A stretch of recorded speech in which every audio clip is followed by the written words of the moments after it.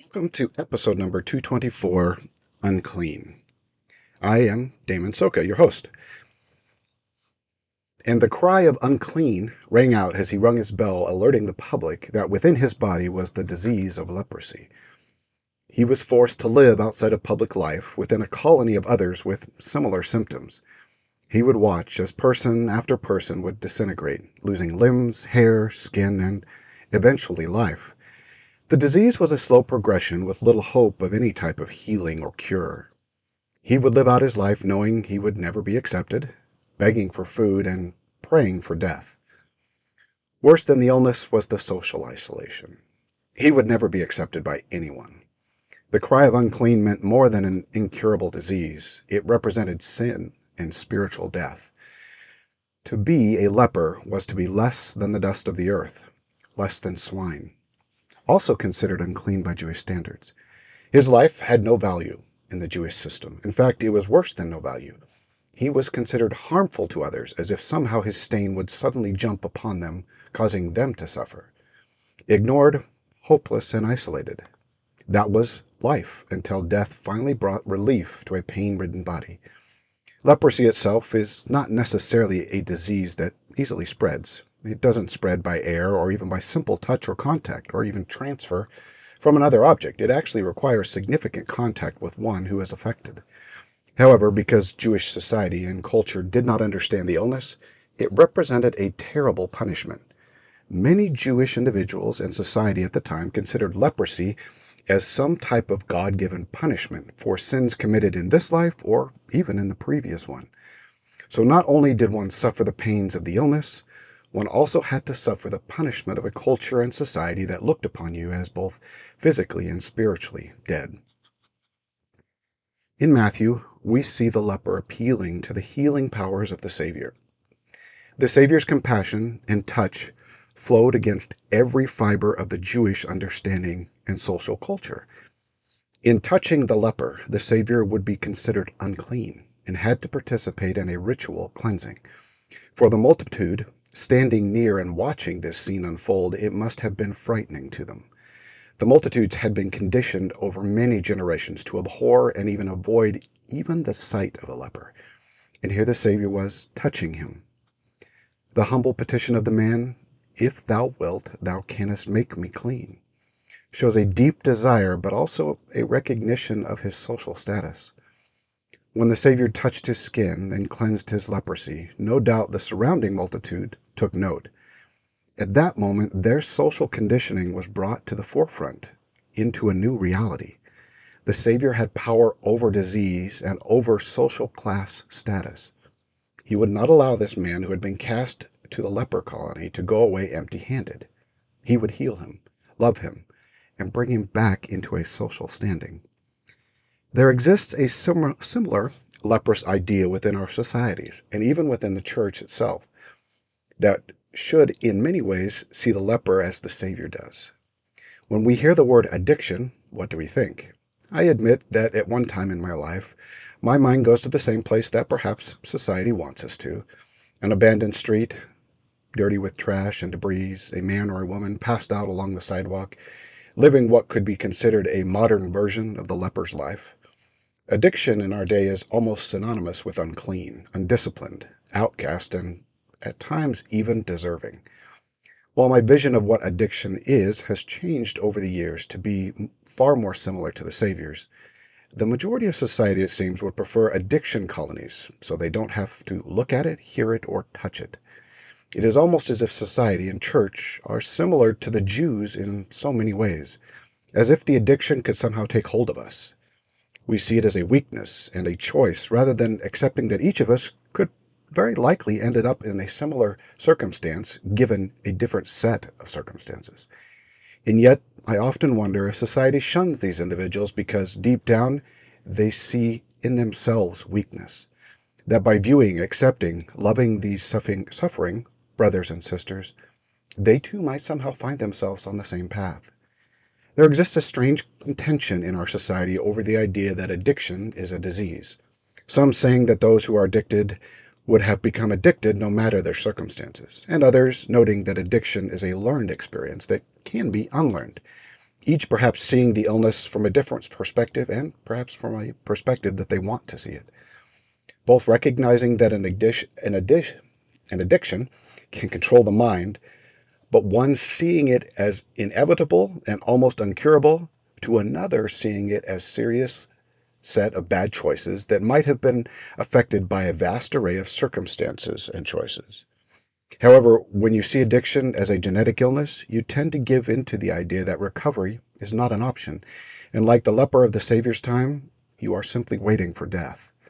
The truth of addiction as it represents a complicated set of choices, circumstances, genetics, social pressures, knowledge, and parentage.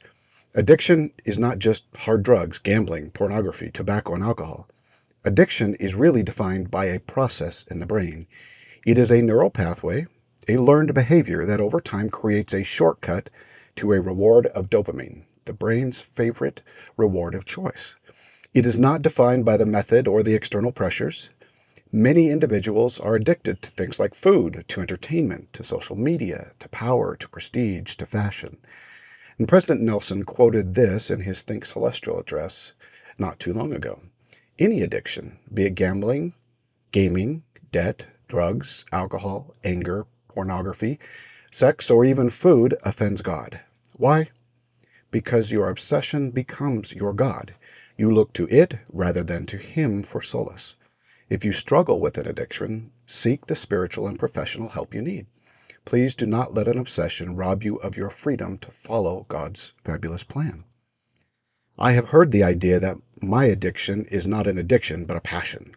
Passions are addictions if they become unbalanced in our lives. We are seeking a reward through our actions, a temporary one. The consistent pattern of seeking that reward creates the addiction. We can be literally addicted to anything. If we consider our lives and what we seek after in our lives, I am certain that most of us can find an addiction or two. This does not mean that all addictions are bad, especially if we balance our passion addiction. We must always be on guard to a full-blown addiction where important matters such as our spiritual nature get left behind. Yes, addiction is truly a learned behavior, not a true illness like a virus or a genetic defect, but learning the behavior is a complex process of genetics, circumstances, culture, parentage, social pressures, personality traits, and actually several other factors. One cannot simply say that a person addicted to gambling simply has a weak constitution or fails to discipline themselves. Science doesn't entirely understand why one person can become addicted simply by trying a drug or gambling once, while others do not. There exists no easy answer when it comes to how and when an addiction occurs. The most promising thing about addiction is that it is a learned behavior, and that with time and effort, it can be unlearned, in a sense. Although addiction is likely to stay present for some time and perhaps even for a lifetime. Why then do some individuals refer to it as a disease? Simply because the word addiction has taken on a subversive meaning and a social stigma within our circles. We don't look to addiction as simply a learned behavior. Society abhors addiction and the eventual destruction that comes with it. It is almost as if we are saying, like the Jews did with the lepers, that somehow this person deserves their fate. Describing addiction as a disease provides a perspective that a cure is possible, that addiction does not define the person, that at times there exists uncontrollable circumstances that lead to the choices that lead to addiction. Ultimately, it provides compassion, and compassion can and does lead to healing. For instance, let's take our own difficulties with mental and emotional illness. Mental health problems most often come with varying levels of pain, suffering, depression, anxiety, and feelings of despair and hopelessness. Everyone feels these types of emotions from time to time, but when you are caught in a vortex that never lets up, it can lead to seeking sources of relief that can become terrible addictions. When pain continues to ravage the mind and body, both the mind and body will look for sources of relief. If the illness remains undiagnosed and untreated, it can and does lead to dark places and short-term solutions such as drugs, alcohol, and other substances that provide a temporary relief. Because mental illness tends to be unrelenting and persistent in nature, individuals with mental and emotional illness could be considered to have what is called colloquially an addictive personality. Now, that's a bit of a misnomer in the sense that addictive nature comes from the illness, not the personality, or comes from the mental illness, not from the personality, but it provides some warning and perspective. Long-term emotional pain or even physical pain often creates space for addictions to occur. The addictions tend to be very sticky to one with a mental illness. Not only is the individual battling a strong learned behavior through the addiction, they must battle a difficult mental illness at the same time. The two can be overwhelming in the sense that addiction cannot be dislodged without treating the mental or emotional illness. So often, you will find that the majority of those who suffer with mental and emotional illness have addictions, and they might accumulate a few of them as coping mechanisms. For instance, individuals with mental health problems may find entertainment, such as movies, television, social media, video games, and other means of distracting the brain as addictive. They will also find addictive behaviors within sex, drugs, gambling, exercise, and other hobbies that distract the mind from the issues that are occurring. When you expand that mental health concerns to such things as ADHD, ADD, obsessive compulsive disorder, and other differing brain types, similar behaviors can and do exist. When our mind is not working correctly, it will begin to search for methods of relief and distraction. These methods of relief tend to be sticky and cause addictive behaviors. We often hear that social media causes some issues with mental health, and while that is probably true, many times individuals are using social media to escape mental illness concerns and use it as a coping mechanism. One of the more difficult problems with addictive behaviors is the neural pathway becomes further and further entrenched as the addiction progresses. Obviously, catching an addiction early is far better than much later.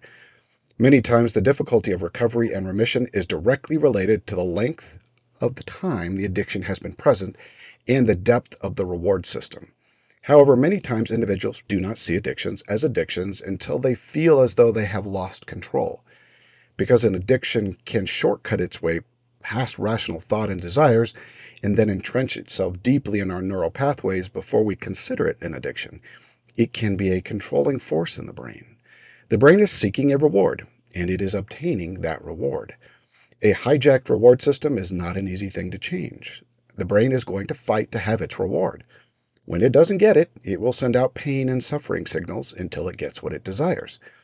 One of the main problems with addictions of all kinds are the withdrawals from the brain's reward systems. Withdrawals occur with almost every addiction, and they can be extremely tough to overcome. That is what makes an addiction an addiction. The brain does not want to quit, so it cycles through every rational reason why you shouldn't quit, including it's not hurting anyone, no one cares, just one more time won't hurt, I just need to stop the pain today, and so many other excuses. The reality of recovery and remission of an addiction is working through the withdrawals, understanding why they occur, and why just one more time really does hurt us in the end. Spiritually, it seems, though, our spirits and bodies are wired similarly when it comes to addiction. From what little we understand about the spiritual idea of our bodies, an addiction does not simply go away upon death. When we condition our spirits to learn addictive behaviors, it seems that the spirit creates a similar pathway in the spiritual brain. Addictions will follow us into the next life. Death is most certainly not a cure, and it appears that rewiring the brain's pathways without our body, our mortal body, is a task far more difficult to accomplish in the next life. Ultimately, though, this life is really the time to prepare to meet God, to address those addictions. So what do we do when these addictions come upon us in our lives? How do we avoid the addictive personality trap? And how do we recover from an addiction? The first thing we must do is recognize the addiction for what it is. So often our mind wants to reclassify and deny that we have an addiction. The brain wants its reward. Until we accept the reality of an addiction or even a pre-addiction, we will never confront it. Second, we must understand the nature of addiction and its effect upon ourselves and others. Does our addiction cause pain and problems for others? Does it take precedence over other activities it should not? Is it controlling our lives to the extent that we cannot make other decisions? Can we lay it aside for a few days without really being truly drawn back into it? I personally don't necessarily believe that we can fully lay aside an addictive personality brought about by mental and emotional illness. We will have addictions, but we can choose appropriate addictions that don't cause serious problems. Now, because of my physical pain and mental health concerns that arise due to my chronic pain, I use a few techniques that distract my mind from the pain. I use simple games on my phone, good music, and at times social media to help distract me. Now, I realize I must be careful about the things I do and I take into my body. I personally know that drugs that would remove and lessen my pain are very appealing to my worn out body and mind. I am consistently aware of what I'm doing and if I am working myself into an addictive behavior. The key to understanding avoidance of addiction is to understand that consistent emotional and physical pain create ideal conditions for addiction. Third, we must recognize the need for help. Addictions that are established and those on the horizon will need another's help to be reformed. We need someone who is watching and loving, helping us to stay committed to our recovery. It is very rare for a person to be able to overcome an addiction on their own. This doesn't mean that we are undertaking recovery for another person and not for ourselves. This actually never works. We must have a deep desire to overcome and avoid the addiction, and then we must have the help. We will almost always need help from another mortal with sincere compassion and desires to help us. We will always need a power greater than our own to overcome addiction. The Savior, through his atonement, provides the mercy and grace necessary for our addictions. He is the source of healing and the power to overcome. We must appeal to the Savior and the Father for the help we need. When we are sincere, the Savior can and does provide us with needed power to overcome. Now, we will still need to do our part and work to overcome. And yes, we may fail on our first attempt or even the first few attempts. That is the nature of the problem. But with time and effort, and the help of the Savior, we can move forward with hope that one day we will be entirely free. Now, I personally understand truly the difficult nature of addiction and its power to enslave. While I have not been in its grasp for any significant period of time, it is something I battle every day. I am always in recovery as my personality will not allow anything else. I must always be watchful and careful as to what I am doing and how it is affecting my life and the lives of those around me. It is something very personal to me, and I have great compassion for those who suffer at its hands.